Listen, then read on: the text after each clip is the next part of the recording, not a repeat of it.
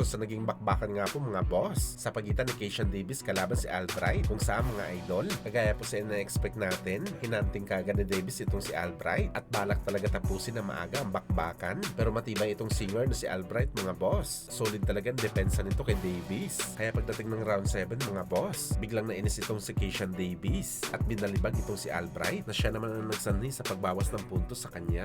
Pero pagdating sa last quarter ng bakbakan mga idol, solid na mga patama ni Keishan Davis kay Albright na siya ang nagdala sa kanya sa kalamangan sa scorecards. Kaya panalo po si Keishan Davis via unanimous decision at still undefeated pa rin si Davis sa kanyang record. Samantala sa naging undercard naman po mga boss, sa bakbakan ni Brian Norman Jr. kalaban si Wagner, kung saan mga idol, 4 na minuto lang po ang kinailangan ni Norman para tapusin ang bakbakan na to. Winasak nito si Wagner sa round 2. Outclass ang inabot nito mga boss. Matapos matumba, biglang sumuko ito sa laban. Isang malaking statement to ang ginawa ni Norman bilang kanyang comeback fight matapos ito matalo kay Devin Haney at maagaw ang kanyang WBO welterweight title.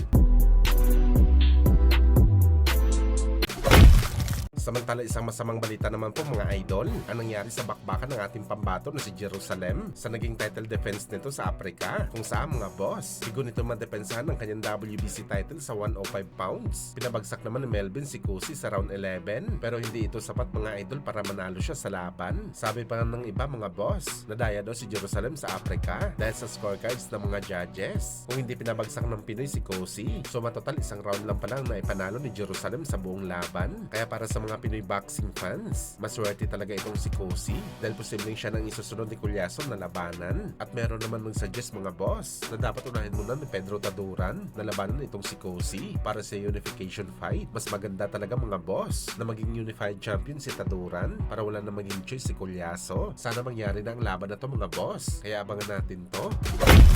Sa kabilang banda naman mga idol, kuminalas nga po si Jerusalem sa laban. Matagumpay naman po dinepensahan ni Rolando D ang kanyang world title sa dating 2 division champion na si Paulie Malignaggi, kung saan mga boss, tinupad talaga ng Pinoy ang kanyang mga sinabi sa presscon na hindi daw aabot sa round 4. Tatapusin daw nito ang dating boxing champion na si Paulie. Hindi umubra ang banta ni Malignaggi mga boss kay D na ipapakita daw nito ang pagiging world class boxing nito sa bakbakan. Magkaiba talaga mga boss ang boxing at bare knuckle. Ramdam talaga ni Paulie ang sakit ng suntok ng Pinoy. Ang layo talaga mga boss ng diferensya sa lakas ng dalawang fighter. Kapag si Paulie nakatama kay D, parang wala lang sa Pinoy mga boss. Pero kapag si Rolando naman ang makatama, windang talaga itong si Paulie. At para sa ating mga boss, masyadong maaga pa talaga para kay Paulie na sumabak sa title fight. Nakadalawang laban pa lang ito sa bare knuckle, tapos lalaban kagad ito sa title fight. Kalaban ng subok na at kampiyon na si Rolando D. Move landing short punches so we can't see the right hand. What do you do?